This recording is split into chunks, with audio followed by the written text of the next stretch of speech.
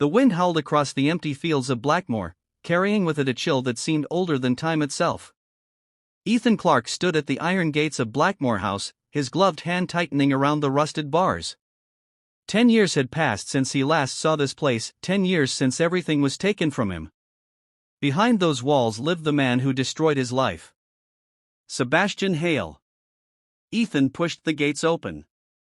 The metal groaned, as if warning him to turn back. He didn't. Not tonight. Blackmoor House stood like a ghost in the fog, massive, silent, and watching. Its windows were dark, except for one faint glow on the upper floor. "He's here," Ethan whispered. Inside, the air smelled of old wood and secrets. Every step echoed through the hallway as memories flooded back, laughter, betrayal, and the sound of a gunshot that changed everything. 10 years ago, Ethan had trusted Sebastian. They weren't just business partners, they were like brothers. Together, they built an empire from nothing. Until greed took over. Sebastian framed Ethan for embezzlement. Destroyed his reputation. Sent him to prison for a crime he didn't commit. And worst of all, he let Ethan's younger sister die. Alone. Because Ethan wasn't there to save her. A slow clap echoed from the staircase. "Well," a voice said, smooth and cold. "Look who finally came home." Ethan looked up. Sebastian Hale descended the stairs, dressed in a tailored suit, as if this were just another evening. His smile was calm, but his eyes were sharp. "I wondered how long it would take," Sebastian continued.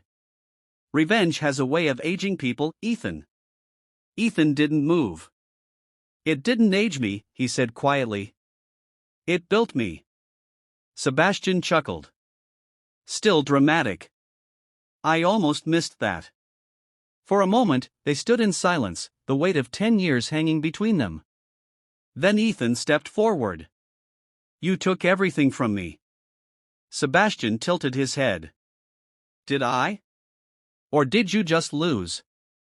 Ethan pulled a small device from his coat and placed it on the table. Sebastian's eyes flickered to it.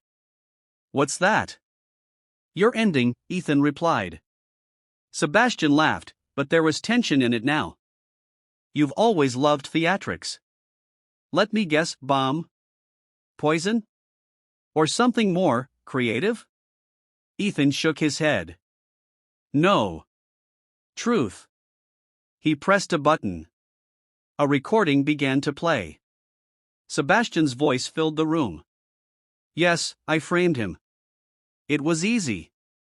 Ethan trusted me. Always did." Sebastian's smile vanished. "That's not real." "Oh, it's very real," Ethan said. "I spent years collecting everything, your deals, your lies, your crimes." He stepped closer. "And I've already sent it to the authorities." Sebastian's expression hardened. "You think that scares me? I own half the people in power." "Not anymore." Suddenly, the sound of distant sirens echoed through the night. Sebastian froze. Ethan watched him carefully.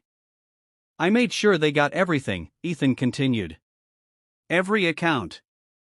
Every name. Every secret." Sebastian's calm facade cracked. "You're bluffing." Ethan leaned in, his voice low. "Check your phone." Sebastian hesitated, then pulled it out. His face changed, message after message flooded the screen. Accounts frozen. Partners turning against him. Arrest warrants issued. Everything was collapsing. "You," Sebastian whispered. "You planned this." "For 10 years," Ethan replied. Sebastian's anger erupted. "You think this is justice? You think ruining me brings her back?" Ethan's eyes darkened. "No." A pause. "But it makes sure you feel what I felt." Sebastian lunged forward, but Ethan was faster. He stepped aside, letting Sebastian crash into the table. The device fell to the floor, still playing the recording. He'll never see it coming. Sebastian struggled to his feet, breathing heavily. "You could have killed me," he said. "Why didn't you?" Ethan really looked at him. Because death was too easy. Because living with it is worse. The front doors burst open. Police flooded in, shouting commands. Sebastian backed away, panic replacing his arrogance. No, this isn't how it ends. Ethan stepped back into the shadows. It already did, As Sebastian was dragged away, he locked eyes with Ethan one last time. You're not better than me, he spat. Ethan didn't respond. He didn't need to. Outside, the rain had started again. Ethan walked away from Blackmoor House, the weight on his shoulders finally lifting. For 10 years, revenge had been his only purpose. Now, it was over. But as he reached the gates, he paused. Because revenge doesn't give you peace. It just gives you silence. Ethan looked back one last time. Then turned away. And disappeared into the night. The end.